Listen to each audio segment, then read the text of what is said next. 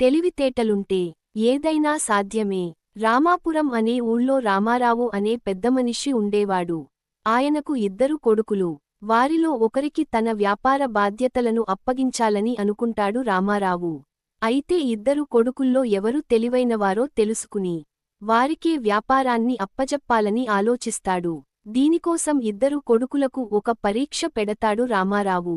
అందులో ఎవరు నెగ్గితే వారికే వ్యాపార బాధ్యతలను అప్పజెబుతానని కొడుకులతో అంటాడు.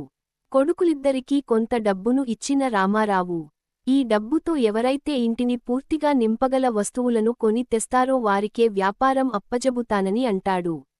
దీంతో తండ్రి ఇచ్చిన డబ్బు తీసుకుని ఉన్నపళంగా మార్కెట్ల వైపుకు వేగంగా వెళ్లాడు పెద్ద కొడుకు. మార్కెట్లో ఉన్న వస్తువులన్నింటి గురించి అడిగి తెలుసుకున్నాడు. తండ్రి ఇచ్చిన డబ్బు మొత్తానికి గడ్డి కొని నింపసాగాడు. ఎంత గడ్డి వేసినా ఇల్లు నిండలేదు. రెండో కొడుకు మాత్రం తండ్రి అప్పజెప్పిన పనిని ఎంతో తెలివితేటలతో పూర్తి చేయాలని దీర్ఘంగా ఆలోచించి చివరకు ₹1 ఖర్చుచేసి ఒక క్రొవ్వొత్తిని కొని ఇంటికి తెస్తాడు. వెంటనే దానిని వెలిగించగానే ఇల్లంతా వెలుగు పరచుకుంటుంది. రెండో కొడుకు మాత్రం తండ్రి అప్పజెప్పిన పనిని ఎంతో తెలివితేటలతో పూర్తి చేయాలని దీర్ఘంగా ఆలోచించి చివరకు ₹1 ఖర్చుచేసి ఒక క్రొవ్వొత్తిని కొని ఇంటికి తెస్తాడు. వెంటనే దానిని వెలిగించగానే ఇల్లంతా వెలుగు పరచుకుంటుంది.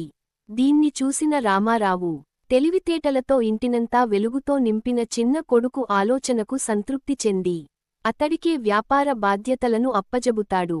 సరిగా ఆలోచించలేక గడ్డితో ఇంటిని నింపుతున్న పెద్ద కొడుకు అవస్థను చూసి దగ్గరికి పిలిచి తమ్ముడికి సహాయంగా వ్యాపారం చూసుకోమని చెబుతాడు రామారావు.